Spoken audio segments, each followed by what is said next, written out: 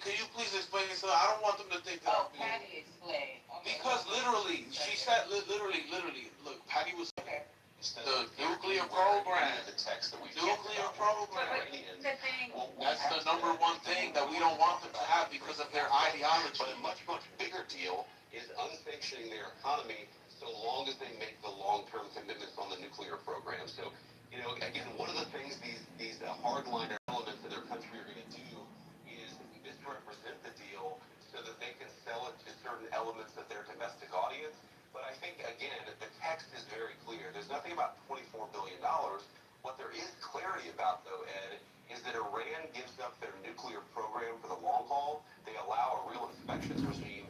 And then, of course, we want them to have a lot of benefits. The president has said we want them to be a successful country. Right. We want to turn over a new leaf with Iran, but that requires them to meet us in the middle. And we just confirmed the body language and tone of how fast and his delusional food was spoke before and immediately after they launched an illegal war on Iran. This is what Iran has earned because of its decision to stand up to a rogue bully and his terrorist Israeli master. It seems Trump has no object but to even throw that baby killer in chief under the bus now. So, in fact, let me ask you this before you go. Is Israel on board with this? It doesn't appear so at this time. What are you hearing? What are you thinking?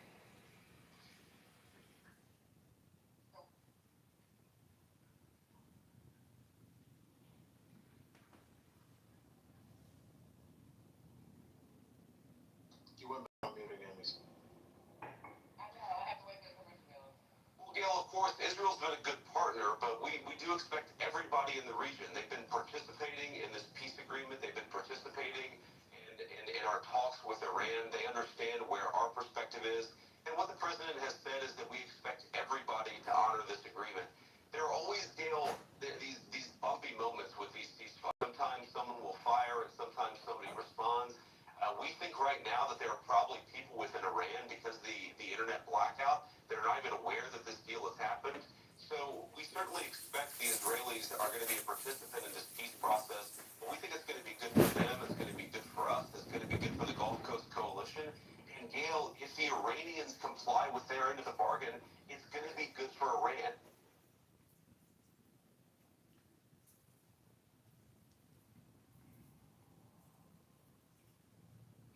Can I just point out once again how ridiculous we are? Oh, sure. Very signed the Venezuela summit, and these traders already partially open, as you know, they're hunting for mines and people. But essentially, ships are starting to go out now on Friday and be completely open. We get along very well with Iran. It's a different set of leaders. As you know, the first set is gone, the second set is gone. And we have the third set to be very smart, strong, very smart, but we ended up making a deal. I felt badly that we had to go back on the attack for 2 minutes. And I thought it was very good. We made it before that happened. But I think a lot of great things are going to happen in the Middle East right now. Very importantly, the oil is plummeting down, and the stock market is shooting up like a rocket today, like record kind of numbers.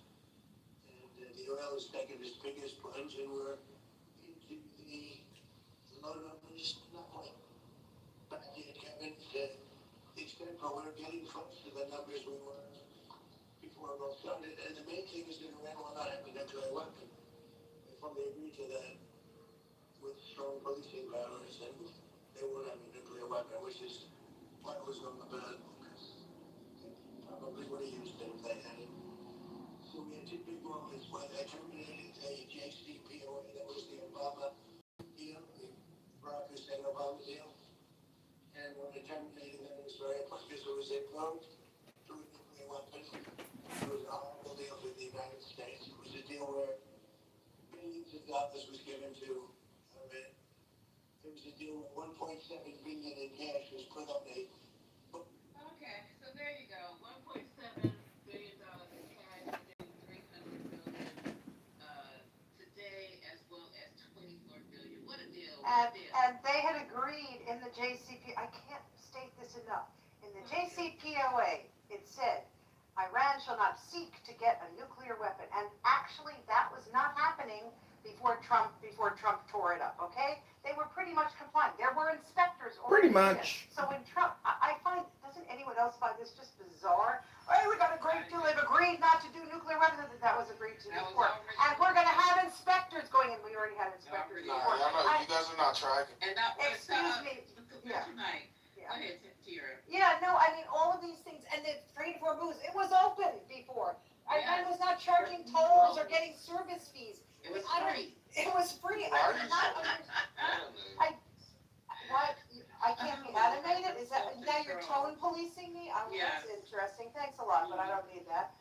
Listen, I just find it just bizarre, he's acting as if we live in an alternate reality where no one knew that the JCPOA actually was a pretty good deal. And that 1.7 billion is gonna look like peanuts compared to the amount of money that Trump is gonna wind up giving Iraq. The JCPOA Okay, so. was ignoring something very important that you didn't know. On the stage, but B1, Big M, T.I., Ed, Marlene, Petty, Deborah, Omari, Michael. This is not gonna be a podcast. No, so everybody on stage, we're gonna participate because we're not gonna let one person continuously talk the whole night. That's not how this gonna go. Well, Trump, I'll just say, he's not talking like he, won anything. In fact, he sounds like he's on his way out. He sounds worse than y'all said Biden did in a debate. He's losing. Very low bravado today. Cause he stood up watching a fucking UFC fight and then he had to fly over. Lord, could you please stop? Like, come on, man. He's 8 years old. Stop and let people talk. I want to just give a shout. I'd like to give a shout. I'm the only person refuting you guys. Like, there's nobody else.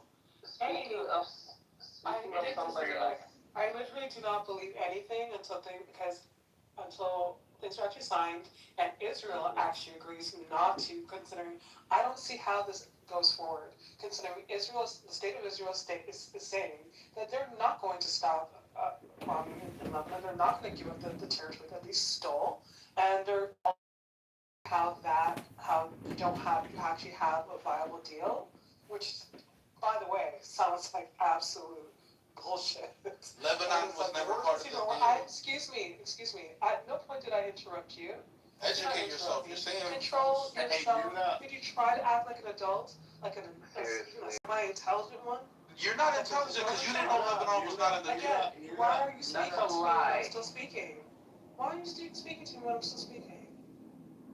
Like, ew. Oh, you ill. You gotta educate yourself. Again, you literally have not said anything that's been at all interesting, okay? or accurate. Or intelligent, or even accurate. Just shut up. Like, at this point, maybe you'll understand that if I speak to you very childish and disrespectful. Maybe you'll understand that. Shut up. Let other people speak. Okay, we heard you many, many times while you repeated yourself. Great. Okay. Anywho, as I was saying, I don't believe any of this. Until, again, there are agreements on all sides, and again, this deal sucks. It's definitely not anywhere near as good as the JCPOA. All this money being spent and also being given, this is such a lose-lose. I can't even believe that it's actually a real thing. That's because it's such a losing position that I don't actually even believe that is actually. It's like, do they want an extreme position? Allow me to make 2 quick points. I just wanted to. It's so crazy. I've heard liberals today say that Trump failed to follow the advice of his military generals. Therefore, he lost the war. So. Obama's name out of his mouth, for one, so he keeps Obama in the conversation. Also, too, when I said that Trump is not my president, Mino Y was right that I am an American, but everybody knows because Tucker Carlson brought it back up again the other day. But you know that Trump did not put his hand on the Bible and do the whole "I do solemnly swear" situation about that he will, to the best of his ability, preserve, protect, and defend the Constitution. He literally didn't do that. You can go, Melania was holding the Bible, and he didn't have his hand anywhere near a Bible. So really, he's not my president. I don't think he's anybody's president at this point based on that. And that's it.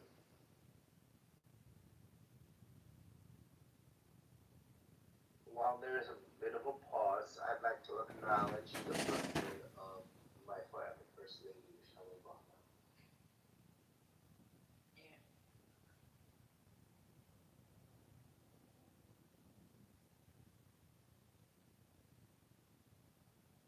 Sorry, I know that we've been accused of, well, we're doing like Donald Trump bringing up Obama all the time, but it is her birthday.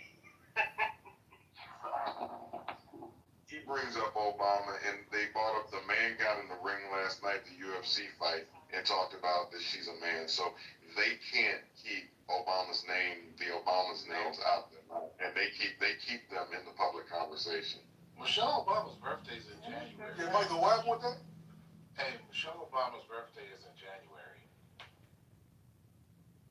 Really? She's been all over my social media celebrating her birthday. Yeah, that's because the comment, like Michael brought up, that's why she's all over your social media right now, because, you know, because they had her name in their fucking mouth. Yeah, you're right. She was born in January 17th. Yeah, why is she around it now? Like, why is... Because the man, are you listening? The man said that she was the man on the UFC fight last night. Yeah, somebody break it down to me. What happened at the fight? And At the trailer it's track? just one of the fighters. Oh, I see. So it's an appreciation day. Hell, yo, what the fuck wrong with y'all? What up, JD? Yeah, what's up, bro? Yeah, one of the fighters, like Michael said, went out on the when he was brought out. Right, it was a fighter, Michael, right? It was. Yeah. It was the fight. It was his speech. He won. So he was the speech. Oh, there you go. He won. Yeah. Oh, okay. So And why? How does this fight even relate to her? That's crazy. Because he thinks he's Apparently, like.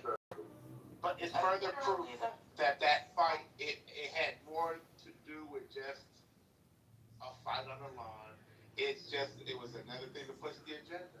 Whatever weird shit agenda they got going on. That's why it was brought up. We need to start filing more slander and libel suits against these motherfuckers. They ain't getting hit in the pockets for real now.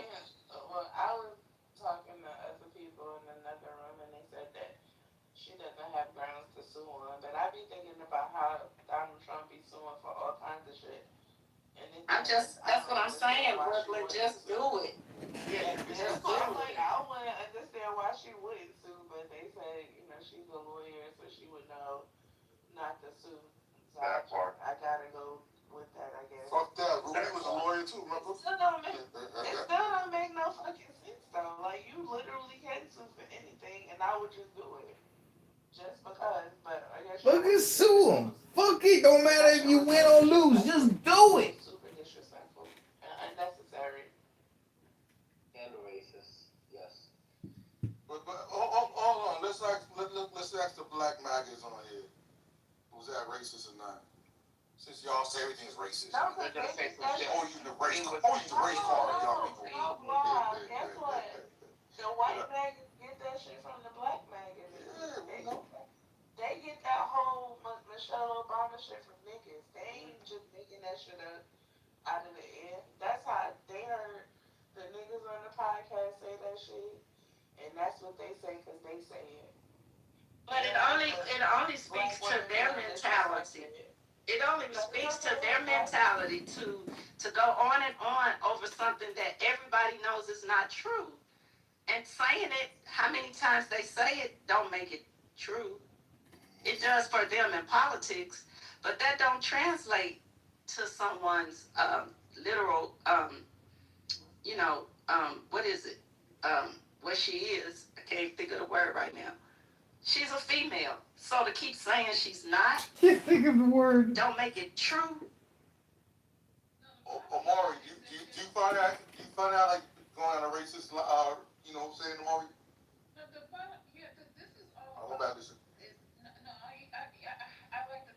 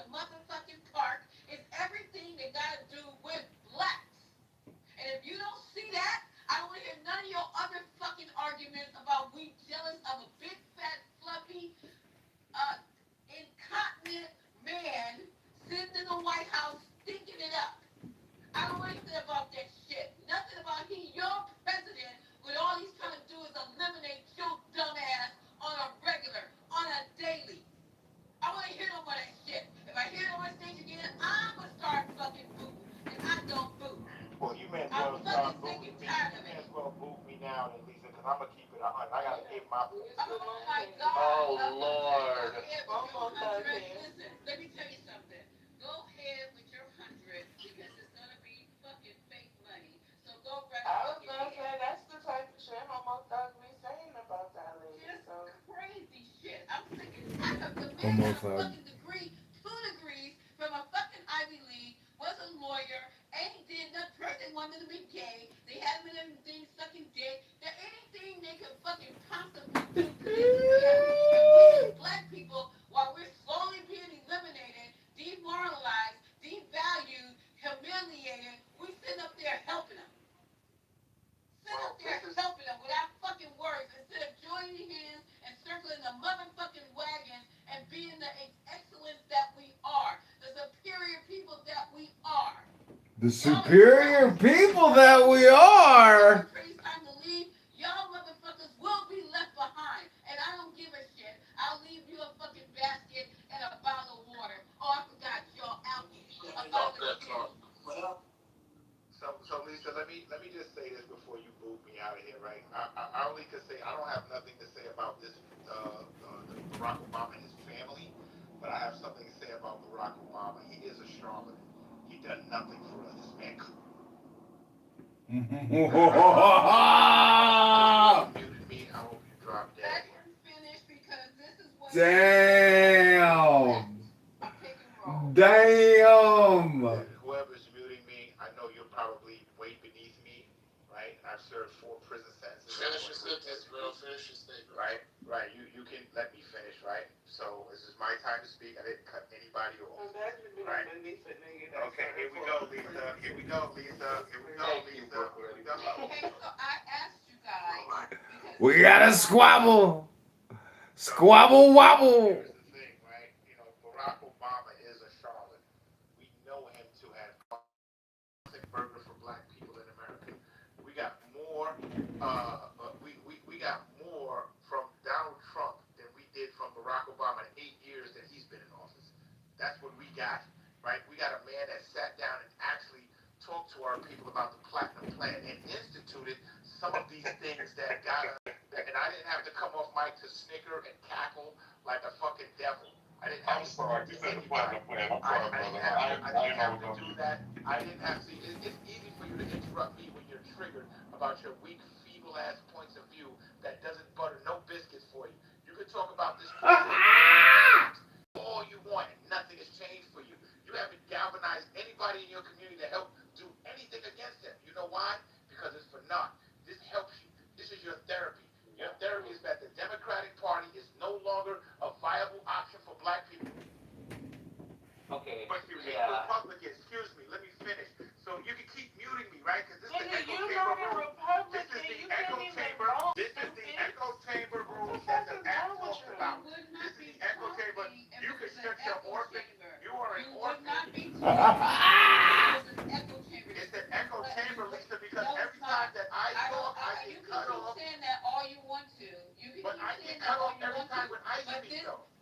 Okay, but let me say, you guys, I'm gonna ask you. It's not that I'm trying to prove anything, because I know what the 420 stands on.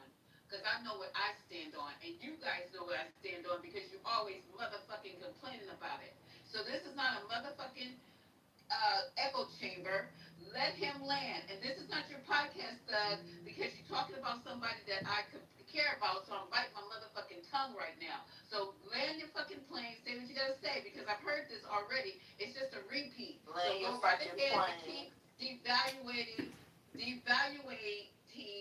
and minimizing and dehumanizing. Keep going, and then you will be done. Lisa, you know I respect your space. I just hate the mods that you mod in this room that are triggered that love echo chamber of fucking rooms. That's what I hate. I hate that Get to part. the I point, respect your ho. space. You can be quiet, you orphan ass bitch. You ain't got no mother or father. Hey, You ain't watch got your no mouth. father. Watch your mouth. Watch your mouth. Woo! Here we go. Homo thug. Fuck we talk about. Okay, you guys just couldn't help yourself. I'm not bringing them back up. When I ask you to do something in this room, which I rarely do, I expect it to happen because this is the shit that goes from room to room, and you guys don't have to stand on nothing that has to do with 420. my name, and people got my fucking name in their mouth 24 hours a day. So go right ahead. You So do? let me say something real quick, because I think somebody named Love think that Homo Thug is funny. Well, let me tell y'all something. I don't see how a person whose mother died at 10 and was raised by her father and her family was an orphan. But if you want to take the side of a nigga that got fucked in the booty for a whole fucking for 25 years or better, then happy to know you. Happy Pride. Good for all of you. You know what I'm saying? Like, that nigga couldn't touch me with a fucking a 10-foot pole. The bitch is a bum ass homo thug. He probably gonna go back to jail in a few more years, and when he does, I'm gonna get him shanked. Fucking bitch. I've never heard in my life somebody brag about serving 4 prison sentences as if that's supposed Like to be. it's a bragging right, because what it says That's is, crazy. I needed the help of the white man to teach me how to act right. I needed the help of the white man to teach me how to abide the law. There was not enough discipline in my home to teach me how to act in the real world as an adult. And that's supposed to be a flex. That you did 4 bids in the penitentiary. It's disgusting. And for 5 years he has continued like it's almost like when you hear a person that served in the military and they're proud to say, hey, I'm a veteran. That he treats it like it's a badge of honor, like he's a much better person or a harder individual than the rest of us because he went to prison for 4 different times. And it's sad. He always reminiscing because he missed his prison husband. That's all that is. We understand what it's all about. We get it. You have to tell us in your own way. That's why he always. This isn't very LGBTQ friendly, Brooklyn. Keep going. This is not across the Martin Luther King in here tonight. We're not doing it. Can I just point out something about the platinum plan? Okay, Yeah. No, Hello? go ahead. I'm sorry. Yeah, sure, no. So Trump did propose this platinum plan in 2020. Of course, he lost the election, but I should point out that in 2024, 2025, the new Trump, that has never been re-proposed. Moreover, under Trump's new, sort of seemingly very new profile, that would be considered DEI, right? He would never be proposing specific money for blacks or for black empowerment zones or jobs for black, because his new administration seems to feel that anybody who's not a white man is a DEI person, and so we can't give them anything, no particular program, no specific program, etc.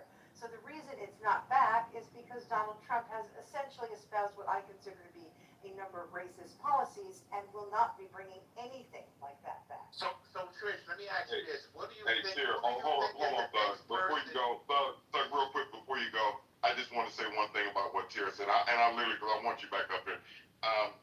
Tara, I wish you wouldn't, because I literally just stopped laughing about the damn platinum plan thing. So I wish you wouldn't have brought that up. I had like a brother, like I had a fucking laughing fit over here. So my bad. A nothing burger, just to cut me off to make a nothing burger. Oh, So look here's at the how thing, nigga that was Trish,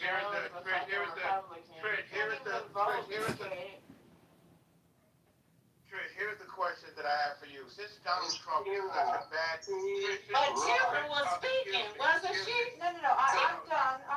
Oh. It's fine if he wants to respond, it's fine. Oh, that's Tara. I thought It's okay, no, don't worry about it, it's fine, don't worry. The question that I don't have my glasses on. I can read very well, you ignorant bastard. So, unless Tara, he here's in the his question. eyes. Here's the question. Okay, you guys, I'm serious right now, because I can close this room. I really do. Don't close the room. Move the people who are disrupting, Lisa. Yeah, because I really do. I really do have other shit that I could be doing. So Tara, since this president is so bad in your eyes, right? When his term is over, who's next that's going to do the bidding that you think should be done for the American people? Who you think is next? Well, I hope it's not J.D. Vance or Marco Rubio, who's shown to me, both of them have shown no spine and they have no guts, and basically they have given themselves to a man So that you doesn't don't deserve. see no viable candidate in the Democratic Party coming up that will do the bidding of the American people? Well, look, I think both parties struggle to do the bidding of the American people. To be honest, I think our system is relatively dysfunctional. I hate the fact that we are seemingly enthralled to, people with big money, pharma, people like that. I think it's really bad, but that's the Supreme Court, and they have established in Citizens United the fact that money and big corporations are going to basically govern a lot of what we do, which is really unfortunate. However, I think there are some people, you're seeing some signs in the Democratic Party, like I think John Ossoff has been showing, some interesting rhetoric, let's just say, in the past month or so that I have been impressed with. I also I liked Wes Moore the last time. I'd like to sort of hear more about him. I understand there's some maybe potential issues, but I thought he's an excellent speaker, and he seems to have some good platform points. So I think there are some people emerging. I don't really like Gavin Newsom that much, to be honest, but I think there's some people emerging in the Democratic Party who I'd like to hear from. It's still 2 years away. I'm not going to basically give a front run or anything like that. But I also, can I just finish? Go ahead, sorry. Let me just finish. So, I look at what the Trump administration is doing, and I mean, honestly, look, I'm white, and so maybe me speaking on this is not such a great thing, and I'm sorry if I'm offending anybody. But I feel like watching them try and destroy history. They tried to take away the slavery from Harper's, from the John Brown Harper's Ferry exhibit. I mean, this is craziness, okay? They're trying to change the Smithsonian to the history, to basically take away slavery because it's unpleasant. Think about some of the things that they are doing, and quite frankly, their stance against DEI to me is revolting, because what it's saying is mediocre white men, and there are a hell of a lot of them, are the only people who we should trust, right? Everybody else, whenever it comes up, is like, oh, that's DEI, they're DEI. Any black, any ethnicity, okay? Any veteran. It's all DEI except for white men, and if you look at Trump's cabinet, you will see a hell of a lot of mediocre white men. So what bothers me a lot is we are seeing racism emerge in this country in ways She's the that is, I think, racist. extremely depressing to me personally, and ways that should not be happening right now. We should be working together to be better, let's just say, instead of pulling each other apart. And that's what I think Donald Trump, that's what I think the MAGA people have done the worst. They have empowered the worst racists among people, right? And to me, that's a terrible thing, okay? I think that's going backwards. Tara, so Elizabeth Warren is throwing her name back into the hat for the 2028 election. Okay? Bad idea. You think Elizabeth Warren is a bad idea? The woman that goes after corporations? I think Elizabeth Warren is a bad idea. Elizabeth Warren is a bad idea? Yep, I do. You are out of your mind. That is the only Democratic woman that I would ever vote for. That's the only Democratic woman that I would ever vote for. You can't. Your mother can't vote because she's dead. No, You don't she's know dead. her. You're That's right. your mother She can't is vote. dead. You don't have her mail from the ghost. Whatever she is. You don't even know who she is. Stop.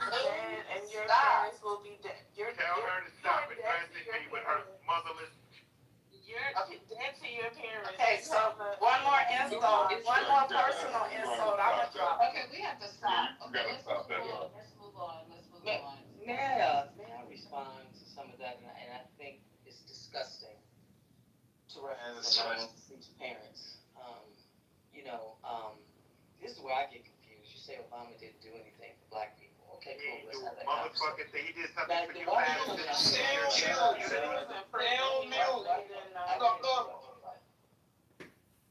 Because he did something for you and your gay community, man. Well, you was in prison.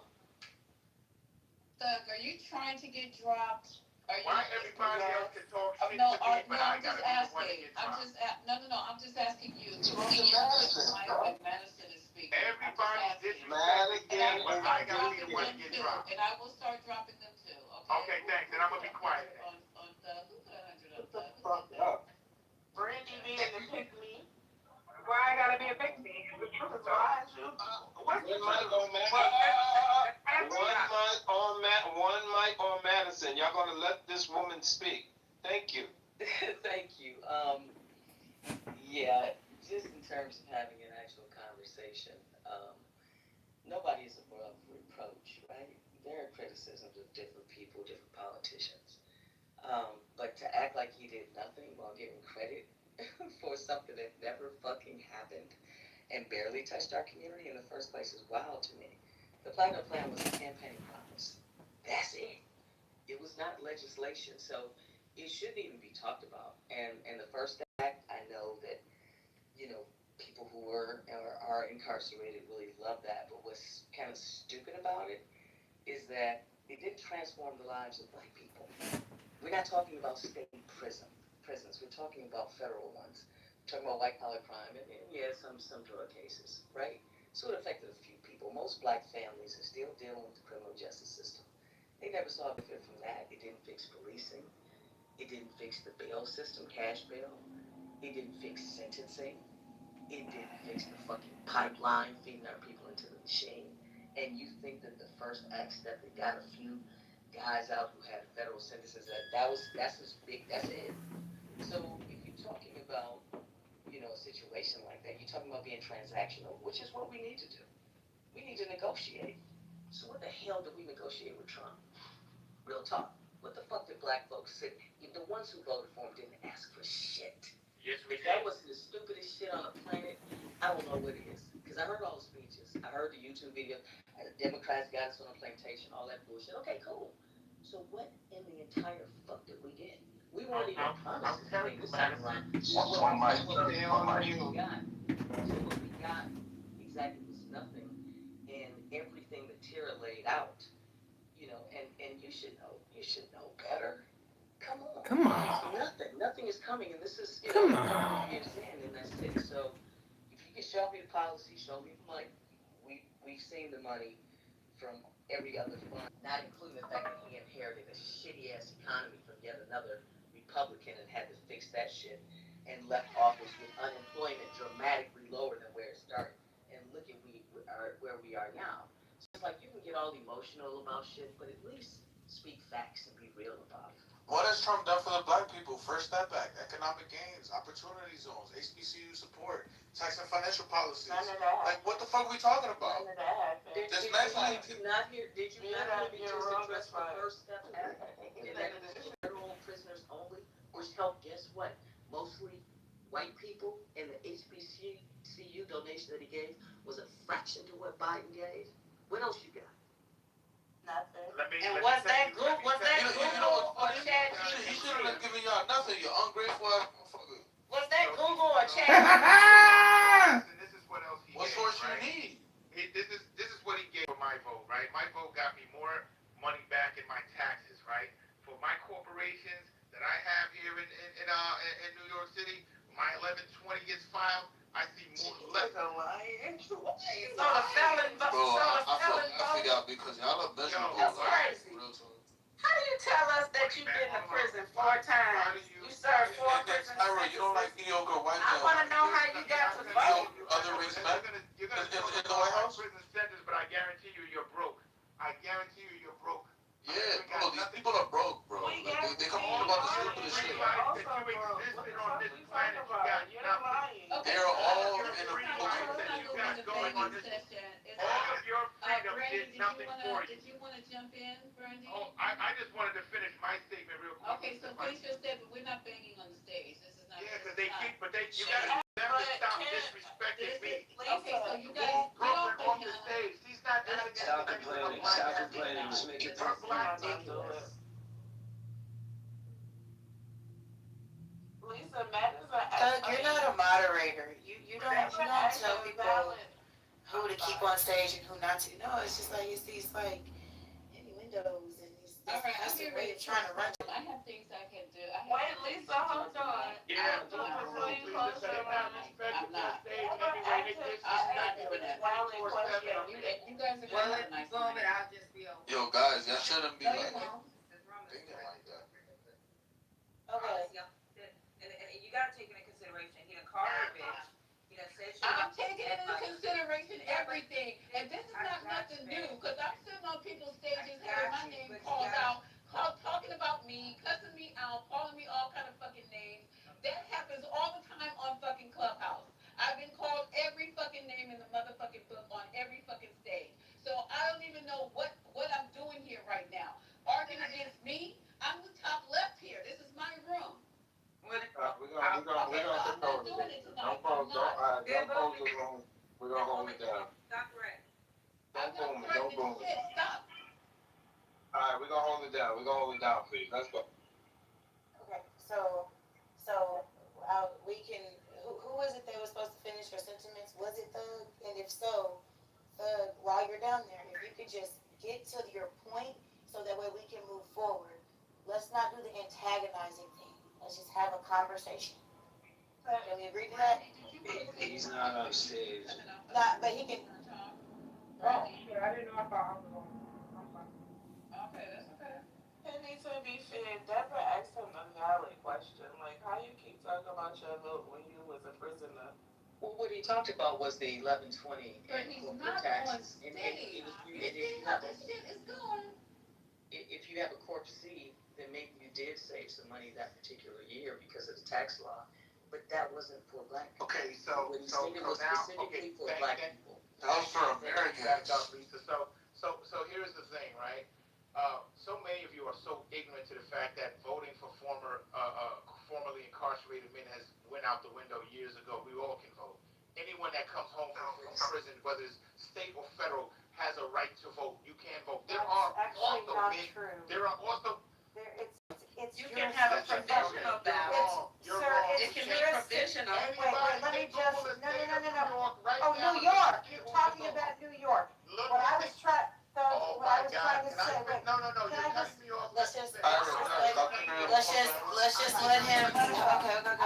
Yeah. Okay. Go ahead, Thug. no, I wasn't, I did not. Tyra, I let you Go ahead, mine. Thug. Yo, Menawai, come on, dude. One mic on Thug. You know, it's telling that my education is surpassing a lot of people who claim. Just get to the point. Don't do that. Just make the point. Just make the point, dude. Don't do that. The point is that what I was initially saying was that I got more money in my pocket by voting for Donald Trump. I see more money in my pocket with the term that this president has served more than the 8 years that I got with Obama. I had so much turmoil, so much fucking litigation that I couldn't hardly fucking get out of. But the minute Trump stepped in office, all of that shit went away. I'm talking about instantly. I'm talking about I had.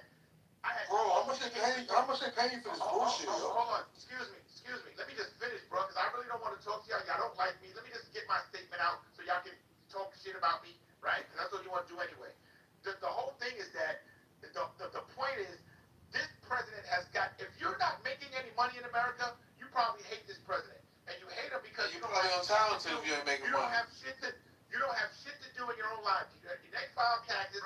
You ain't get shit back because you don't make shit. That's why you're angry. But the Democrats gonna sit up here if they ever make it into office again. They're gonna lie to you like they've been doing. Lie, and you're gonna love them for lying to you. Lie. Dumb niggas, fuck you, die. Come on, get the fuck out of here. I just wanted to clarify that when Thug made his point, what I was trying to say was this is not true in all states. He didn't mention New York initially. So some states, New York does allow former felons to vote. There are 15 states, I think, that make it extremely difficult for former felons to vote, depending on the nature of the felony. So he had not mentioned New York specific, so that's all I was trying to say. And I just asked the question because I wanted to know how, so he could have just explained it. Yeah, I need to get Trump. But instead, he likes to fight. Menawai, you keep okay, pause. Menawai, and I'm saying this, Now that you found out that you're wrong and you don't know what the fuck you're talking about. Watch the motherfucking mouth there. But look, Tyra was wrong about a lot of things when me and her were going back and forth. And I'm still not wrong, and fuck you. Watch your You're fucking mouth, little boy. This is typical. They always wrong, bro. A grown ass man wanna call himself Thug. Call yourself bitch ass nigga, yo. Why don't you pick your He hating ass also up to your said that he fucking dry, owns a hot, fucking helicopter. hate? I believe him if y'all want to, okay? Listen, Tyra was the fucking girlfriend, nigga. Only intelligent white woman on the It's stage. typical. Only intelligent white woman on the stage. Okay, Like, so I run the country for a reason. all I was Like, y'all saying, just criticized. stop, all I was saying was I'm a retired lawyer and I happen to know a lot about getting voting rights back. I did not realize he was only referring to New York because he wasn't clear. Got it. We understand, Sheriff, for the third time, It you. doesn't matter. He said felons all. Yo, Tyra. Excuse me. And No. mediocre men from other races now? The right people for the jobs. These are not people with backgrounds that are significant, okay? Look at, all these people. Otero would be a great fit for government. To me, they do not represent the creme High class Do you Tira. believe that creme de la creme could be white? Hey, Minnow. Hey, Minnow. Well, I'm sorry, Tira. Hold on, Tira. It's. I'm about to put my teacher hat on. Don't respond to bad behavior. We're gonna let people land, right? Minnow, you have just not given a fuck. I'm calling your name out because. I'm sorry. Okay, show me with your actions. Just let her land. I did the same thing for Thug. It's like, hey, let him land. Because what happens is it gets discombobulated. Okay? So please stop. And that's not just for Minowai. Audience got the ad libs, it fucks it up. Alright, okay, so go ahead. So, look, I think that there are good people of every ethnicity, race, etc. Okay, I think there are plenty of intelligent, good white people who can be in positions, of course.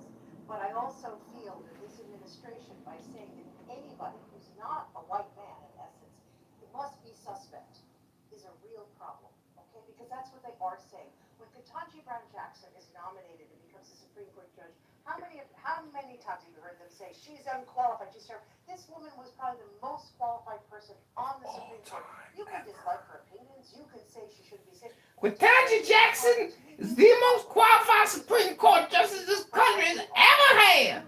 And if you don't agree with that, you're a racist. Bias that people who are DEI are all disfavored. Okay, that's craziness. And that's what I've seen this administration do, and this bothers me. There are people all over who are good, there are people all over who are not so talented, etc. But the fact that it seems like anybody who's other than a white man is looked upon with suspicion is one of the things that I hate the most about this administration. I think it's terrible. I don't even think it's legal. Every time it's If you anything other than a white man, we are suspicious of you. all this stuff, this is all not even been challenged in court. You should understand that. Okay? Should understand that. You know, diversity just to me means Why does she giggle like that? Diversity. Duh. Okay, I'm gonna exit the stage. Go enjoy my evening. We're gonna let this echo chamber run. I hope it goes. I'm sure it'll go all night. Country with men sort of being the dominant factor in the world, or in the United States. So I think that's a real problem. I'm surprised you don't think that, to be honest. I think everyone should think that. Everyone should think like a racist. That's actually what she just said. Black people. That's the only reason I came off the mic, right? And I still got no answers. What I got was a personal attack. All right, this is Chicago News Incorporated. Go to ChicagoNewsInc.com. I made money. I made money too. If you not fucking make money, you should be able to make money under any president. But it's the best example that you come up with black people is that you pay less taxes than you talked about specifically for Black Americans. So don't say that shit about Obama no more, please. Please don't say nothing negative about Obama ever. He's our king. Especially without a real situation, you know, just to keep saying it means nothing.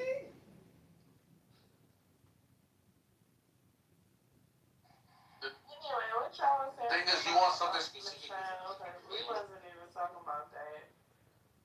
What was y'all talking about? She said that. She said she wanted something for black people. For black people. We're moving on. Moving on. Go ahead, Civil War to make you American. Okay. Anyway, yeah, I think that it was disheartening that they let that man say whatever he said, but the man from the UFC spoke down about it. I haven't heard President Trump say anything in reference to it, and I think Joe Rogan spoke against it as well, but that doesn't really mean anything. It's the fact that they had the audacity. He felt comfortable enough to say that shit is what matters, and it's crazy because you got a lot of people. I'm not gonna call no names, but you got a lot of people that shucking job for that party and the people that represent that party, but then they don't see the fact that those people don't like y'all. It's so weird that y'all really be standing in the gap for these motherfuckers to stomp all over you. Meanwhile, they don't give a fuck about you. It's real weird, and I see that y'all be trying to troll us, and y'all think that it's funny. In real life, it just speaks to how much of losers are in real life, because nothing that that you say is believable. When you come and you troll people for no apparent reason at all, we know that all of the things that you say about all of the money that you supposedly have is a lie. It's obvious. This is how broke people talk. Broke people talk just like these niggas do. Sorry about that. I just got back. One mic. We're gonna get off this back and forth. Because I done photoshopped a lot of I thought we weren't doing personal attacks shit. anymore. I didn't personally attack anybody. I said some of these Hold on, Brooklyn. if those people think that way about themselves, then that's on them. They ain't got shit to do with me. But thank you, Brandy. You don't pick me. You're the smartest woman on this day. You're the smartest woman on this day. You don't even have no code, Brandy. What the fuck is wrong with you? What code are we supposed to have? What code? What's the purpose of the Just real life. Ain't the fucking streets. Oh, in real life, you don't got no code. I have a code to my kids and my family, darling. I know. Yeah. She ain't got no kids. She ain't got no kids, Brandy. She got You that don't one need that she that. put between You her don't lips. need that. She got 60 that one years that she put old. between her lips. You don't need that. 60 years old. You got Come on, Brooklyn. Don't stop, Brooklyn. Don't engage with him. Stop. You got a boyfriend that's 60. No. Stop, please. What's wrong with being gay? Hey, Divine, how about those Knicks, huh? Can we go back to that? Absolutely. I think that's the only thing me and Doug Bully might agree upon. Divine and I are trying to figure out whether we can get to the brain without getting crushed, okay? That's what we're trying to figure out. So if anybody has any thoughts about it, we'd be appreciative. Well, I got some thoughts about Good, the next one. I got some thoughts about DC because I just left DC. Hey, Marcus, can I get a second real quick? Madison, give me a second. We're gonna play this clip. What's going on today in today's news real quick? Give me a second. Y'all can get back to that shit in a minute. Give me a second. On hopes of an Iran deal being signed this week, Larry Kudlow joins us in moments with his thoughts. But first, Fox Business correspondent Jerry Willis tracking the markets for us. Jerry, it's a good day. It's a good day for your 401k, that is for sure. We see traders buying with both hands. And let's talk about oil. We're at the lowest level since early March, down 5%, holds for the close. This will be a big break. Somebody muted all. Yeah, because why is Amari playing that shit? Where did that come from? That's what I was saying. Wow. So y'all censoring that. Wow. He didn't even explain what he was playing. Wow. This is a psyop. Nobody knows what you're playing. We don't even know what you're playing. What are you doing? I think Amari was playing a clip. Yeah, but I we was don't trying to tell her, know but what that he was was talking over. Yo, doing. Brooklyn, but why you panicking though, Brooklyn? I'm not. I'm just telling niggas shut up. About the administration considering invoking the Insurrection Act. Something that we were all kind of guessing about. Is this the inside story of exactly how they considered it? The president strongly advocating it. So that would be the device they would use to get. Wait, hold on for a second. Did somebody just throw my daughter off the stage? Now she's still in. Look at the dang on history. There's a whole history. She's still on stage. What's going on? Be that I found out other shit. If you want to figure. Hi, Misa's daughter. I've never met you, but whoever you are, hi. Let me get back to this real quick. I forgot what we were doing here.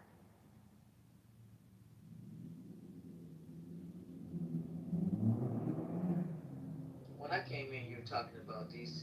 You were talking. No, we're getting ready to do this real quick, Oh, Madison. Hold on, okay. I'll get back to you in just a second. Hold on.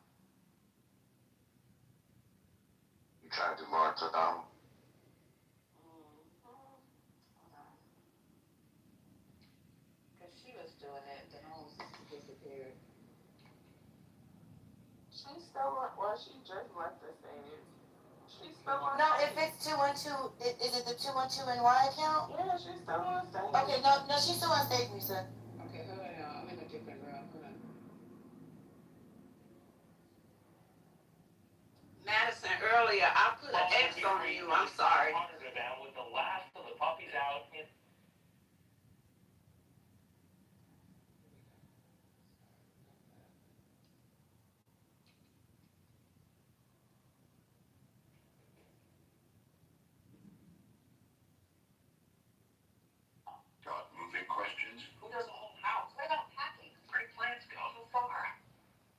So I got that intro if you wanted me to play it.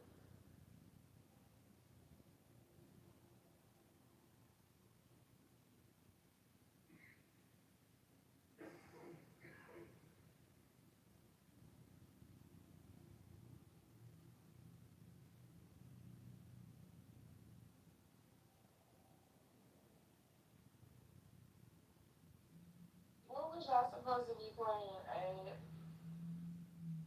She didn't answer, but I think she's trying to play Lawrence O'Donnell. All right, that's going to do it for me tonight. So good to have you here with us. Now it's time for the lunch with the great Lawrence O'Donnell. Good evening, Lawrence. Hey, Rachel, sometimes we get lucky, and this is one of those nights. I was watching your coverage with Mark Elias about this horse that Chuck Schumer has assembled to game out, described. What's the worst that could happen? I mean, literally, what's the worst that could happen on Election Day? Senator Raphael Warnock is part of that group, as you identified. He's our first guest. Our first guest, so you're just handing off that subject right into this show tonight. And it also, Rachel, is highly relevant to that reporting that the New York Times is now running from Maggie Haberman and Jonathan Swan's new book called Regime Change, where they were reporting today in the New York Times about the Trump administration considering invoking the Insurrection Act, something that we were all kind of guessing about. This is the inside story of exactly how they considered it. The vice president strongly advocating it. So that would be the device they would use to get federal troops, American military, on the ground, on the streets, possibly at polling places in this country. Yeah, and anybody was thinking that J.D. Vance might be sort of a more democracy-minded leader than Donald Trump. Consider that within the Trump administration, according to this new reporting, J.D. Vance was the loudest voice asking to deploy active duty military against the American public on American soil. He was the leader of, and he could be the top name on the Republican presidential ticket in the next presidential election in the White House, advocating the same thing for that election. That's exactly right. So it's very eye-opening reporting, and I'm really interested to hear what Senator Warnock has to say about it. I exist purely to provide an excellent, smooth, steep on-ramp to the Lawrence O'Donnell Hour, and I am ready for it tonight. You'd actually think we do like homework and coordinating stuff. Well, you know what? Let's let them think that. Well, this is on purpose, surely. Sure. Thanks, Rachel. Thank you, Lawrence. Thank you.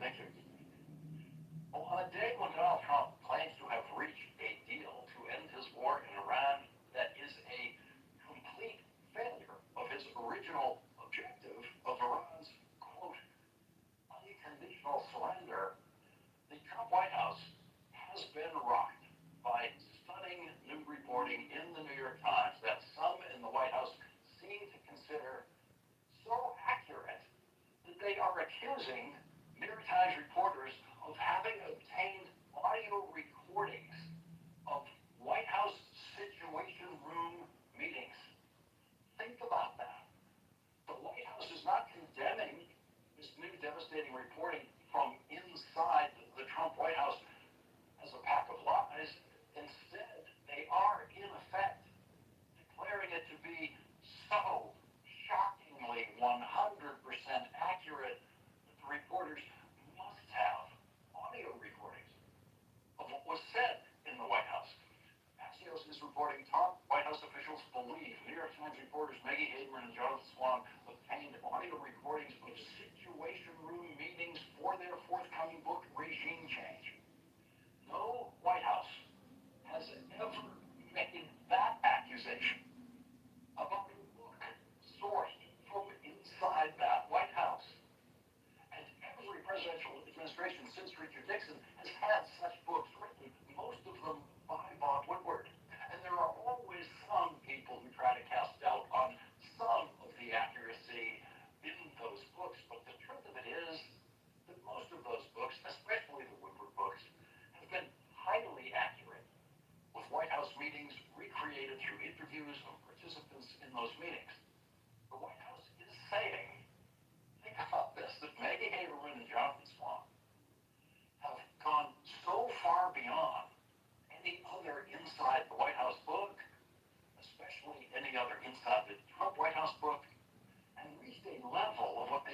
is such perfect accuracy that it's achievable only by reporters obtaining audio recordings.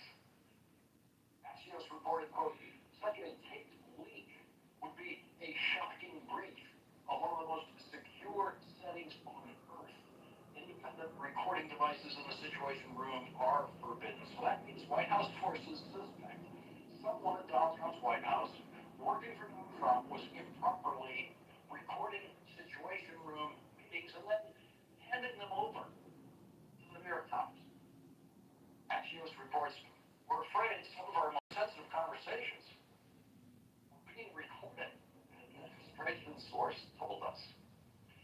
That is the highest possible compliment that any White House has ever issued about any book written to expose the inner workings of that White House. It must all be on audio tape. The book, titled Regime Change, will go on sale a week from now. It can be pre-ordered online and ordered at your local bookstore, and you can get your name on a list for it at your local public library. And the White House is now promising you that this book is worth it. Much of what you will be reading has apparently been certified accurate by the Trump White House.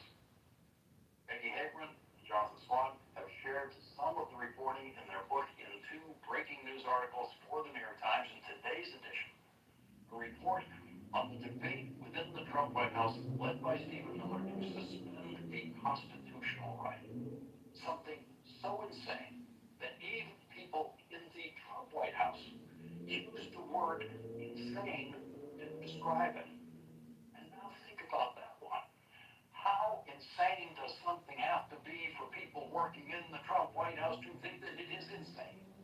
They work for a man who says insane things every day that they accept and publicly support whenever called upon to do so. But privately, they thought Stephen Miller's idea was insane. That's their word for it. Today's New York Times reports some figures in the White House privately called suspending habeas corpus insane. The legal doctrine of habeas corpus has its origins in the oldest English common law and actually predates Magna Carta, 1215. It took written form in England in the Habeas Corpus Act of 1679 during the reign of King Charles II. It prevents the government from arbitrarily imprisoning people without giving them a right to a hearing. It was something that, as Stephen Miller put it, we're actively looking at. The Constitution is clear, and that, of course, is the supreme law of the land, that the privilege of the writ of habeas corpus can be suspended in a time of invasion. So it's an option we're actively looking at. The White House Staff Secretary William Scharf wrote a memo arguing against Stephen Miller's idea of suspending habeas corpus. The Times reports the memo this way. The history of habeas corpus dates back to the very dawn of English common law. He recorded in his memo to Susie Wiles, the denial of habeas corpus rights was a key grievance underlying the American Revolution, and the right to apply to the federal courts for habeas corpus review dates to the beginning of the Republic. Stephen Miller wanted to suspend habeas corpus for immigrants in order to speed up what Donald Trump had promised would be the mass deportation of immigrants. Stephen Miller argued that the presence of undocumented immigrants in the country, even those who had been here for decades working harder at their jobs than Stephen Miller ever has, constituted an invasion, and therefore habeas corpus could be suspended. The Times reports habeas corpus had been formally suspended only 4 times, most recently after Pearl Harbor. In every case, the country was at war or facing armed rebellion. Only Lincoln, at the start of the Civil War, had ever claimed the power without congressional authorization, and only during a long congressional recess. Because habeas corpus was written into the body of the Constitution, Alexander Hamilton argued in Federalist Paper 84 that the Bill of Rights was therefore unnecessary. Hamilton said the habeas corpus provision of the Constitution was enough to prevent the worst possible kind of tyranny. Alexander Hamilton wrote, the practice of arbitrary imprisonments have been in all ages the favorite and most formidable instruments of tyranny. And so it's Alexander Hamilton versus Stephen Miller in the Trump White House, and as of tonight, Alexander Hamilton is winning. But Stephen Miller has a huge advantage over Alexander Hamilton because Stephen Miller is still working in the Trump White House with a president and a vice president who could not be more ignorant of our history. James David Vance proves that with this statement. If you go back to World War II, if you go back to World War I, if you go back to every major conflict in human history, they all end with some kind of negotiation. No, they didn't. World War II ended with zero negotiations. World War II ended the way Donald Trump claimed his war in Iran was going to end: unconditional surrender. Japan and Germany each signed unconditional surrender documents. Adolf Hitler killed himself rather than submit Germany to the unconditional surrender that he knew was coming. Every vice president, prior to J.D. Vance, has known that President Franklin Delano Roosevelt demanded the unconditional surrender of Germany and Japan during World War II. And when FDR died in the final months of the war, his vice president, then elevated to the presidency, Harry Truman, accepted those unconditional surrenders without a word of negotiation with anyone about those surrenders. That kind of statement by J.D. Vance demonstrating a complete ignorance of how World War II ended is the kind of thing that used to get you drummed out of American politics before Donald Trump's dumbing down of the Republican Party, and it tells you something about the quality of thinking that the Vice President of the United States brings to his job. In the report by Maggie Haberman and Jonathan Swan in today's New York Times, J.D. Vance began a White House meeting last year by arguing that it was time to invoke the Insurrection Act, which allows the president to deploy the American military to put down insurrections and rebellions inside the United States. He did this after Rene Good and Alex Preddy were shot and killed by Donald Trump's federal agents in Minnesota when video recordings of the incidents showed that they did not pose any threats at all to the agents who shot and killed them. The Times reports Mr. Vance got to the point they needed to invoke the Insurrection Act swiftly to crush the unrest in Minnesota. It would be painful in the short term, he said, but the message it would send that paid agitators could not get away with disrupting ICE operations would make sure no one tried again. There was no evidence that either Mr. Preddy or Ms. Good had been paid activists. Once again, it fell to William Scharf to make the point that the Insurrection Act, as the Times reports, simply did not fit the circumstances on the ground. And so, yes, it is easy to imagine what goes on in the Trump White House, as easy as we always thought it was. Discussions of trampling the Constitution, violating the law, and crushing our rights. Maggie Haberman and Jonathan Swan report that the discussion that day of invoking the Insurrection Act to send American troops into the streets of Minneapolis and who knows where else in this country was inconclusive. The meeting broke up without a decision, a vague consensus to keep thinking about it, but it had been clarifying in its own way, even after the administration's posture had helped escalate tensions in Minnesota. Even with the blowback mounting, the Vice and Mr. Miller were still searching for a reason to put federal troops on American streets. Just as the idea of suspending habeas corpus was set aside but never fully abandoned by some inside the White House, the Insurrection Act, at least in the eyes of its proponents, would remain a loaded weapon pointing eager to test the limits of presidential power. The Insurrection Act remains a loaded weapon that some observers have suggested could be aimed at our polling places in swing states like Georgia. It could go either way in the November election. Leading off our discussion tonight is Democratic Senator Raphael Warnock of Georgia. He serves on the Senate Finance Committee and the Senate Banking Committee. He's also the author of the new book, The Crooked Places Made Straight, Reflections on the Meaning of America. Senator, thank you very much for joining us tonight. Okay, here we go. Marshall Dawn for tonight. Any So,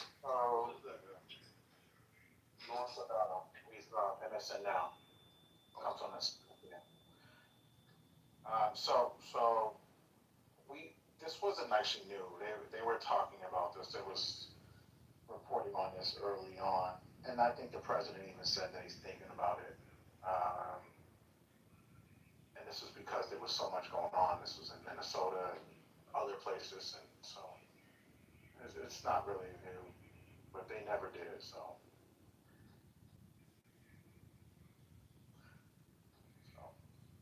but Minnesota was wild. They were wilding in Minnesota. I'm sorry. Yeah, that's the thing. Like, people don't really want to hold them accountable, but like, we're the idiots. Like, come on, bro, that's crazy.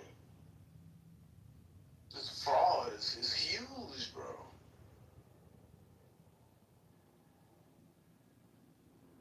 Like, nobody cares about that. No.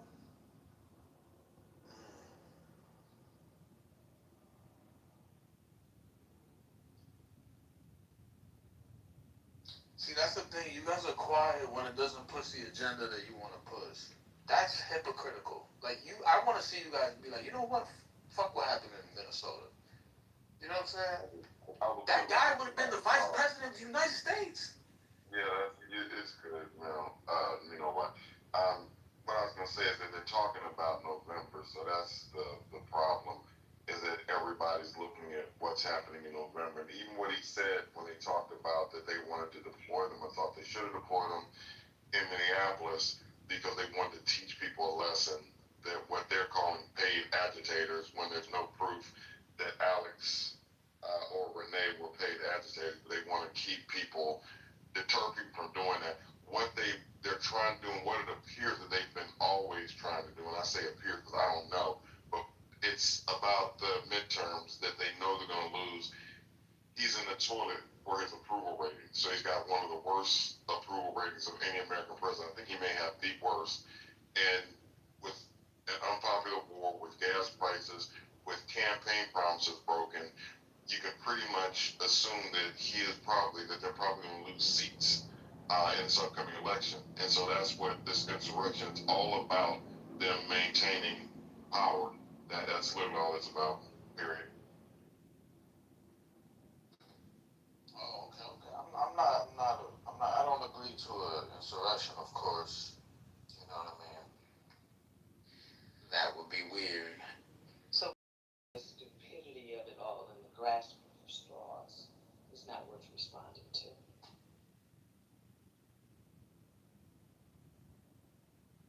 Suspending habeas corpus has only been done at times of war. For Trump to sort of suggest, or Stephen Miller to suggest we are at war because illegal migrants have come in the country, has always been, in my view, one of the least supported of his many views that I dislike. Okay, there is no war. It is not being directed by a foreign power. Trindagwa, in fact, if anything, is acting on their own. I think most people recognize that this is not an invasion in the sense that the courts ever meant habeas corpus to, or quite frankly, the Insurrection Act to be invoked for, but that's what Trump is trying to say, that we are being invaded, and so for that reason we should do all these things.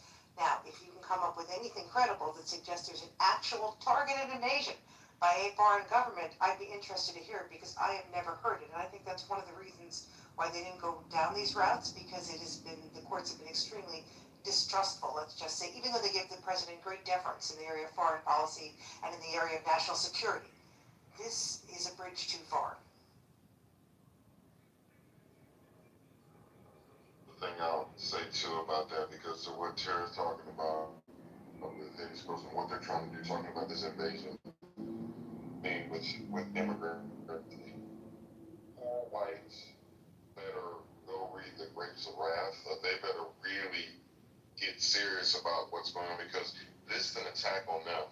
So when you look at like an underclass or an entry class in America, which used to be the free labor they had with the slaves, and then when Irish immigrants came over, and different immigrants, like if you just go back and look at history or watch like Far and Away or Gangs in New York, but all the immigrants that came over were sort of a lower class. They weren't like the gentry or the wealthy landowners.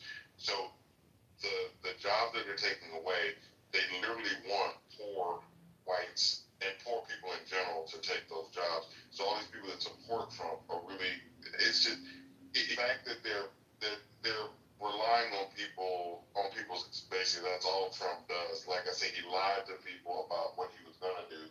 And I think people are starting to wake up to the fact that he didn't cut the price of the grocery price didn't go down, gas price didn't go down. He like the whole thing about no new wars. He didn't do all the stuff he said he was gonna do. He didn't stop the war with Israel and Gaza, Russia and Ukraine is still going on. Saying all that to say that just whenever they're done, if they do get all the immigrants out of this country and they push blacks back into our place, like poor whites, it's not like they're gonna like rise up or whatever. They literally are gonna be the underclass, and they're gonna be the servants of their rich masters. Y'all don't know what y'all want. Y'all tell the Trump that y'all want him to stop all these wars, but then you tell America that that America shouldn't try to police the world. Y'all don't know what y'all want out of this country. Y'all just want complain. When this president's term, when this president's term is over, I can't wait to see what you stepping fetching blacks. And I'm not trying to stage. I'm talking about all the stepping fetching blacks who want to complain about this president. I can't wait to hear who you niggers are going to try to vote for in this next election. I can't fucking wait. How does Trump help anybody? I guess what I'm trying to figure out, because you said the platinum plan earlier. Like, I don't understand how Trump is helping black or white people. So maybe if I could understand that from your perspective, maybe that would help you. You don't want to understand it because you're going to let somebody cut me off, disrespect me, and then you're going to sit there and say, help you understand it. No, if you want to be a baby, I'm saying I thought you were a thug. It's like thugs don't. Now That's not a thug. That's not a thug. You ain't sound like a thug. Yeah, you could be a baby, be a little bitch.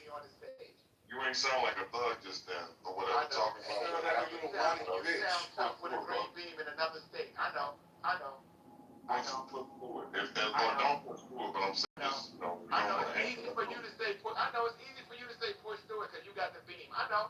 Y'all so fucking tough. The beam doesn't matter. It's the free out. Y'all are so tough and smart in this room. Y'all are so tough and smart. It's a free app, thug. I don't ask for green bean. I'm just saying it don't matter. Like we just talking or whatever. I'm just trying to understand. If you don't want to share, I really just want to know how Trump is helping black or white people. Since you say that the next person coming in is going to be like, I don't get how Trump is helping anybody. Well, you won't get how Trump is helping anybody because you ain't getting no help and you don't know how to get it. That's why you don't see it. What you're looking for. Hold on. You just asked me something. Now you're going to cut me off. No. I was trying to let you speak. Haitian was about to jump in. So you're saying how is he helping black or white people? Number one, every opportunity that is afforded to white people is afforded to blacks. I don't see any of you, anyone who hates this president so much, doing anything that this country has to offer us, taking advantage of it. I don't hear any of you doing that. And if you're so smart and this president is so stupid, it should be very easy for you to galvanize whatever you can get from him. It should be easy. But guess what? It's not easy for you. You know why? Because you're so much in the low echelons of understanding how to work this country that you want to complain about it. That's how you hide your ignorance. You hide your ignorance by complaining about something that you can't fucking change. You're not going to move him out of office. Your next president that's going to come into this office, I can't wait to hear you Negroes on this app. I swear to God, I can't wait to hear your. Are you gonna answer the damn question? Hold on, please. Let me talk to him, and I literally would get off of it. But look, that still didn't answer the question about how's he helping anybody, because I can tell you how he's hurting people with like SNAP benefits. People that were getting money for food are getting less money for food under him. Gas prices are high. The economy's having problems. We're in a foreign war, so energy's created a global energy problem. I'm just saying, you're just not saying, because I get, the vitriol, but I'm saying, you're just not, I'm asking you literally how the man's helping everybody. You just giving me stuff that's not really saying how he's helping people. He's helping me. My vote got me what I wanted for my vote. That's what I got. That's cool. That's cool. He's not asking people, he's helping you. That's what I got. My vote and my interests have been met. All right. That's great. He's not helping people. He's helping you. We're good. We got it. Tell me what Obama did to help you. Tell me what help people. All right, yeah, okay. Can we move the mic around? Let me go. Madison, I already told you. You don't have to Yeah, repeat it, Mike. let me jump in the time machine. Hold on, let me see if I can get back to 2012. I'm gonna see if I can make it back there. Well, I mean, I'm actually one of those people that made money since Trump has been in office, and the first time around too, that wasn't even the conversation because the argument was now as black people didn't benefit because we're not smart enough. That's an interesting defense. But when you said that Trump was helping Black America, it turns out he was helping people who already have profitable corporations and assets. That's not a black agenda. That's an I got mine agenda. And I'm not about that life because I'm about my people and my community. You got gay laws presented for you and your. That's what you. Yeah, we talked about This nigga with the gay shit again, yo. That's why you ain't got nothing to say. You Yeah, because you in the closet, nigga. You wanna come out the closet? You got your right to marry your woman and both pussies together all you want. That's what you got. And we know you grew up dick in the closet, nigga. So guys, increase the peace. Fuck the You gotta Middle be East. resort A lot to of people insults on when you can't stage. keep up with your own arguments. See how that goes, though? Why y'all That's keep not engaging talking him? about money. Increase the peace, but fuck the Middle East. Stop engaging with him. And, Let's and move the many mic of around. We us got. have impulse control issues, so it's. I feel like y'all, I just want y'all to be happy as Americans. Like, how are you doing good, but y'all supposedly doing so bad? I don't believe y'all doing so bad. Are you Black I American? don't believe. Are you Black American? You're American. I don't care what color you is. Listen, We know black. first of all, you're brown. You're brown. First of all, if you want to be technical with it. May I speak? Thank you. Appreciate you. I did not hear not one person on this stage complain. I did not hear anyone. We're stating the facts as they are. It's like anytime we explain what's happening in this country, it turns into y'all are broke, y'all are dumb, y'all are. Don't you live in a nice house, Devon? I mean, don't worry about where I live. Don't worry about me. All right? Worry about you. Don't say my name either. All right. Shut up. Yo, that's not the argument. The argument is all the atrocities that are taking place under this administration. Not I'm getting mine. I'm a profitable businessman. Y'all are dumb. Y'all are stupid. Y'all are complaining. Like that's not even an argument. You're not even defending your own argument. So the audience is not slow. The audience is not dumb. You gotta come better than that, bro. I'm going on. Come better than Trump in 2028. Then I'll believe anything you say. Other than that, y'all a bunch of ignorant complaining. What kind of response is that? You sound illiterate. Honestly, you really don't sound. For someone who's saying running several corporations, your responses to intelligent questions are very unintelligent. You really are not making a good argument, brother. And we need to move the mic around. I've asked several. There's plenty of y'all on stage. Let's move the mic around. Stop engaging with idiocracy. I'm going on mute. You somebody that got nothing to add. You just want to call names.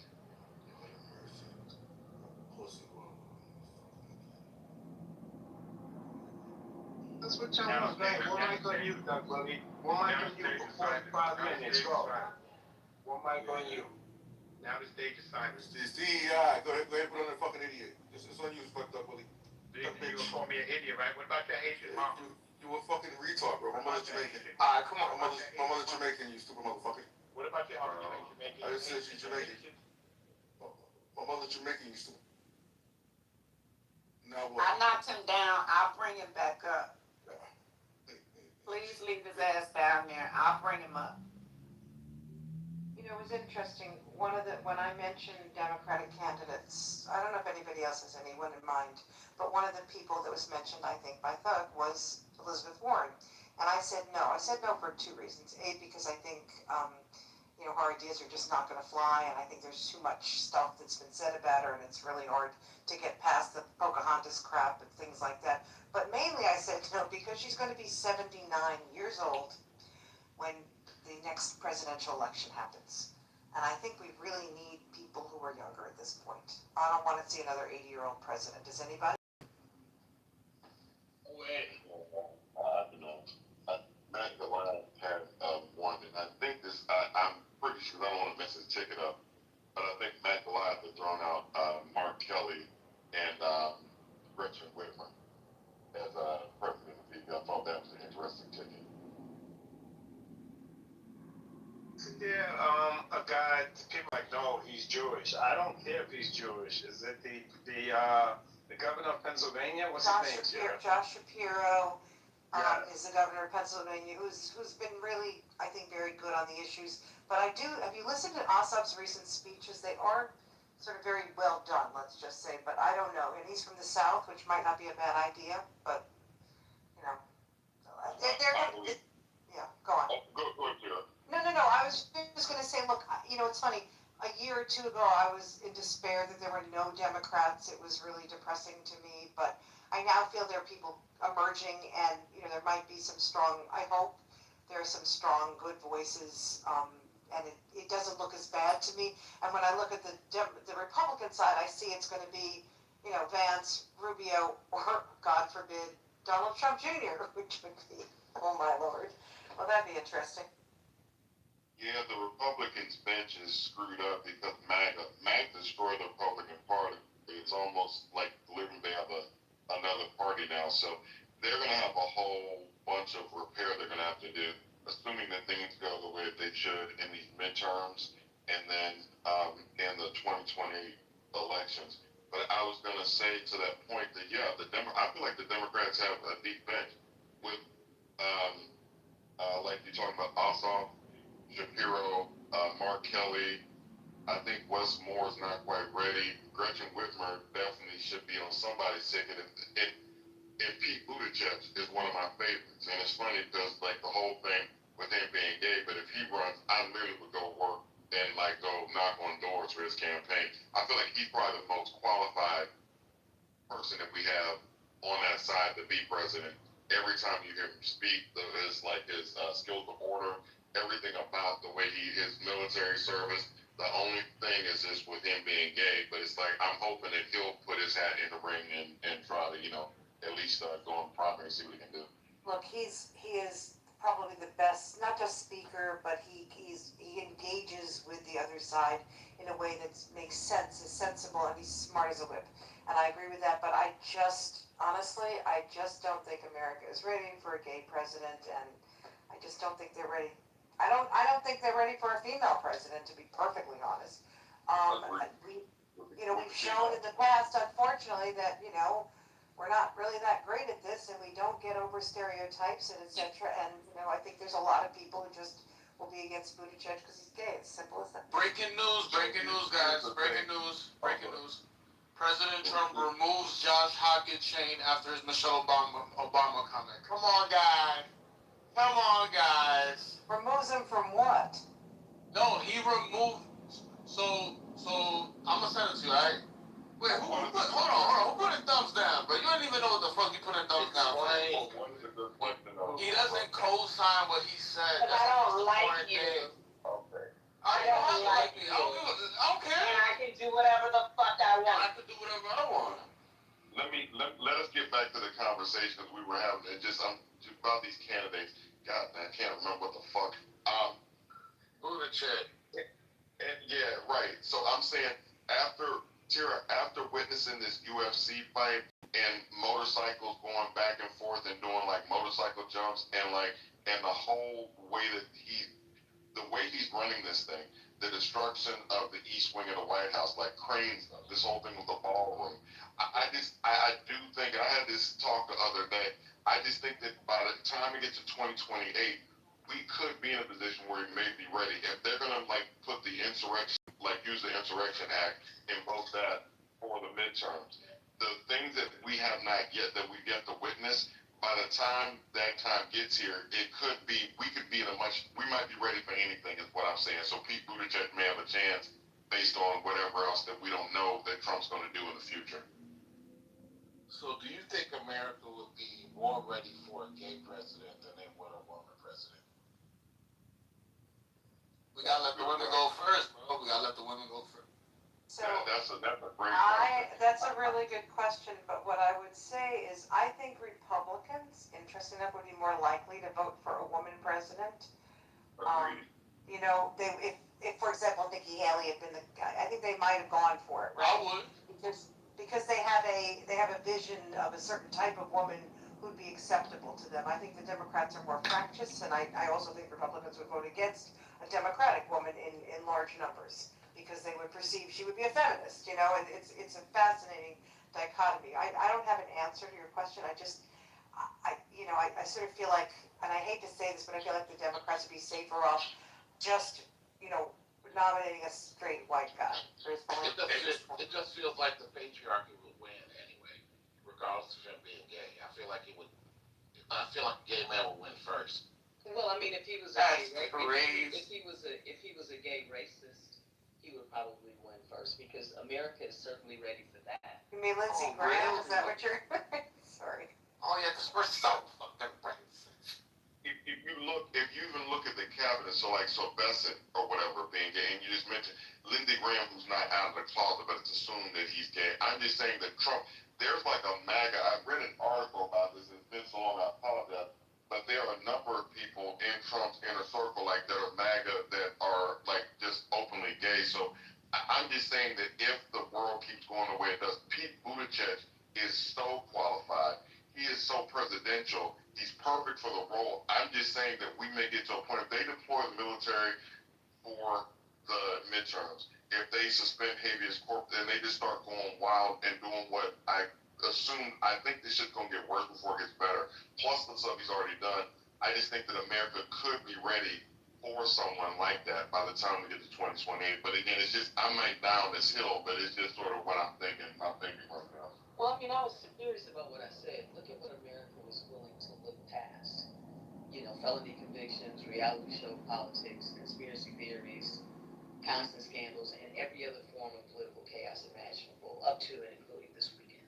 Why? Because he appealed to the lowest common denominator. And we all know why he got elected.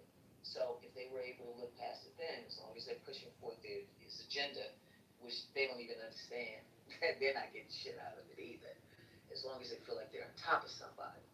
And so all I'm saying is that America is ready for any of those things that they normally wouldn't be, as long as the status quo can continue the way that it is. Okay. And don't you find it odd? I find it odd, Michael, you brought it up, Scott Bessent. They never talk about him being gay. Nope. And so Tallarico barely in the race, and he's being on all kinds of things. I mean, it's kind of weird that, quietly, Bessent gets to be gay, but Democrats, are blown out the water, and their names are trashed and everything else. They're pathetic people, but I mean, my thing is, I think a lot of people, even though he, kind of moves that way, maybe they don't know. I don't know what that is. No, they know it's what Michael was talking about in Buttigieg, because if competence, experience, character, and real qualifications were truly the standard, we'd be having a very different conversation. It would obviously be Buttigieg, right? But that's not the conversation we're having. But Buttigieg proudly says who he is. I've never heard Bessent. That's kind of. You may not know this, Deborah, but Grindr came to a halt during the RNC convention. Grindr is an app that just locked up because so many of them were on it. So Bully was there. Yeah, I mean, I did hear about that. I'm still just saying that Bessent quietly is gay. Yeah, I get that, but I'm just saying that it's not that they don't know. It's that they don't care, as long as he's pushing forth the same agenda that this country was built on, the status quo continually. So you can be a gay Republican, that's cool, that's never going to stop them.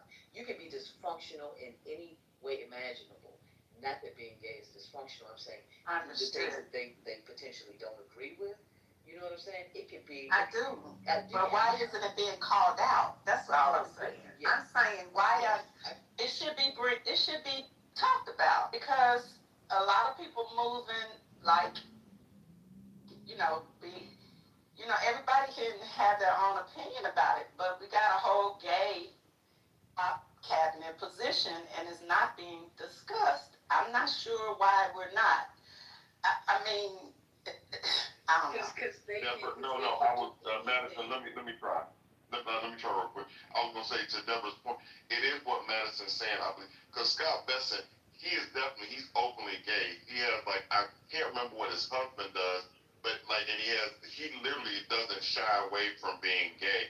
I think to Madison's point, it's just the fact that they're pushing the patriarchy, they're pushing white nationalism, they're pushing us down. Like, they're doing all of, I think that they care more about that than they do gay. And I think that for somebody like Buttigieg, the hurdle will be the fact of pulling everybody up, like pulling immigrants up, pulling blacks up, pulling, like, the lesbian, gay, like, LGBTQ community up. I think that that's going to be the problem, like the fact that it's that liberal stuff. He's part of the patriarchy, Besson, and that's why I think that they look past it, but he is definitely openly gay, though. Like, he doesn't hide it. Okay, but y'all are missing my point. I still think. I get your point. I think that, but I mean, it would be easier for him, Buttigieg. The climb up, I believe, would be lessened,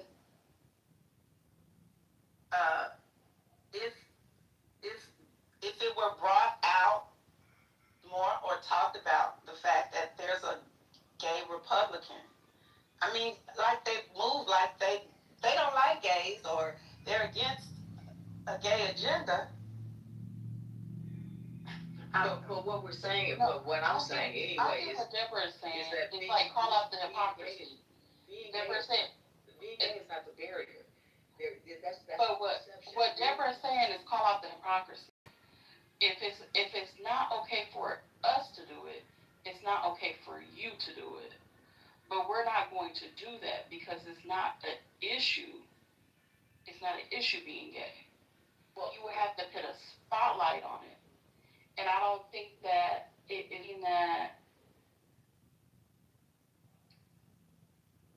But how can they do what they're doing to Tallarico while and I don't know. How we live in the same universe and see things so differently like that? Right. Deborah, I know what you're saying. It's crazy. It's like insane, right? Because it's the same thing with Christianity. Ignorance is bliss. They literally saw this man hold the Bible upside down and not be able to quote his favorite Bible verse. But Christians can literally say he was sent from God. This is cognitive dissonance. They are doing it on purpose. The barrier is not gender, sexuality, religion. It's none of those things. Because there are plenty of examples where people are accepted despite that. And it doesn't disqualify them. So it's the people who protect the existing power structure, they can do whatever the fuck they want. And the people who are willing to try to help the people, they're going to pull something out of their ass to say that something is wrong with this person. And unfortunately, sheep will follow that and really believe it despite every piece of evidence you put in their face. And so when you point out the hypocrisy, it makes you feel crazy, Deborah. I get it. I feel crazy every day. It's like, is anybody seeing this? Does anybody care? And then when you hear people with their talking points, especially when it comes to, well, he's gay, and it's like, but they don't even, they know yes it is, but they don't care because they don't want to care because they don't want the real information. And there is no litmus test. It's not who you are. It's whether you're willing to uphold, you can call it the patriarchy. I mean, it's the patriarchy, but the patriarchy is based on what? White Jesus. White men winning all the time. And when black men don't even understand that, it's wild. So I know what you're saying, and I know it's difficult for me to wrap my brain around. I'm just saying it is what it is, and it's a very simple concept. And if you go back to the beginning of this country, the same thing is continuing. And they're just gaslighting everybody. That's all. I mean, it's really not that difficult because people do it all the time when everyone, I'm for the gays, I love gay people, but as soon as a straight man says something you don't like, you call him gay. So everybody's a hypocrite if you think about it. It's who you like. It's not about their sexual orientation, their color. It's if I like this person, I'm gonna ride with this person. We call straight men gay all the time when we're mad at them. So ain't no difference. I'm not sure what that has to do. Yeah, that's weird. Not a whole lot, but it's like. You know what, I will say this, I don't think point when she said they couldn't understand the hypocrisy, and I'm saying that it's the same thing. They can accept a gay person on their side, right? As a gay person, they see past that. But then on the opposite side, they will say we don't want these type of people in running in office. And I'm saying that we justify it and we understand why they do it, but we don't push back and then it works. They win the argument. It was the same, and I'm just going back for a minute. I ain't trying to relitigate anything. It was the transgender thing and the surgeries in prison with Kamala when Trump was in the White House and it was signed under him, under his administration. And they won the argument on a lie. And so I'm just saying, why don't we push back? I know why we don't, because we don't agree. But that shouldn't be, when we don't push back and get the facts out, and because I still don't believe everybody is paying that much attention that Besant is gay. He might be talking about it in other circles, but he's not doing it in his position. Buttigieg don't mind talking about it in the political, forum or whatever. I've never seen Besson do it, and if he has, it didn't get the same attention that Buttigieg gets. And so while we understand what's happening, we're losing. Well, we're losing the battle. We are losing, and you're a really critical thinker, Deborah. And it's the same reason why, when I was trying to dismantle an argument earlier, and I'll hear Michael walking people down the same way, is strategy, and there's always a diversion. Whenever you're making too much sense, somebody starts arguing, or they bring up something anecdotal about themselves, and they pivot, they switch the conversation. But when you just really lay it out there the way it is, and you were so right about Kamala and that whole diversion campaign, and they call them whisper campaigns. They do it on purpose because it's so easy to spin people. But it's the same reason Hakeem Jeffries signed the Carly Kirk resolution, and all those other Democrats did. They didn't fight back on anything. They just signed it. So the complicitness of it all is just mind-boggling. It's like we don't stick with the same arguments. There's no strategy. We appeal to emotion and just try to go back and forth with people, but this, but that. But then when you lay out the hardcore facts, there's so much misinformation and disinformation. And I don't think that it's the misinformation. Disinformation is the willingness of people to go along with things that they already want to believe in terms of their unconscious bias. They like what's coming up in their algorithm, and it validates their core system. Because you can even say why Jesus to some people, and they'd be like, "Don't be talking about Jesus." It's like, oh my God. So a lot of this stuff is so far programmed. I don't know if there's any way back from it. I think part of what goes on, though, is that when there are Democratic candidates, gay or not, Tallarico, I think, is a riot because they're accusing him of being both gay and transgender as well as a womanizer. I'm not sure how you can be both, but okay. But when there are gay candidates who are Democrats, typically they have supported transgender rights. And I think that part of what happens in the political calculus is Republicans understand that transgender rights and surgeries and women and men's, men and women's sports, things like that, basically the American public is on the side of we don't really want much of this, right? We don't want boys and girls bathrooms, things like that. If you look, it's like 80%, and that includes Democrats and Republicans. So I think part of what happens here politically is that many of those candidates, it's not just that they're gay, it's that they also support transgender rights, which is a real, that's a difficult one politically to deal with because it's not popular, it's just not a popular position. I'm not saying that I agree with that, but I'm saying I think that's the truth, and that's what happens. So if you look at Tallarico, a lot of it is he's transgender. That's been the biggest, not gay transgender, right? If you look at Buttigieg, there will be, now I haven't seen it, but because he hasn't been a serious candidate recently, but, you know, there will be things saying he supported the Equality Act, he supported all these things, and I think that's where, you know, it's politically, they have candidates that figure out how to respond to that.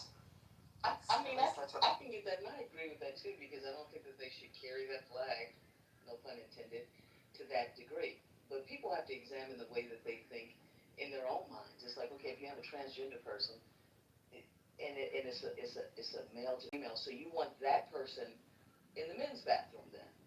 You know, when you game it out and when you actually follow through with the whole thing. So you don't want the man dressed up like a lady to be in the women's bathroom, and nor do I, because of little girls. But you want them to be in the men's bathroom, and you're not concerned about your little boys. And then you discount the entire fact that children, by and large, are molested by straight men, and mostly white men, as a matter of fact, if you look at the statistics. But nobody gives a shit about any of those things. So yeah, I definitely don't think that they should have hung their flag on that, one thing at a time. Don't do those things that are polarizing.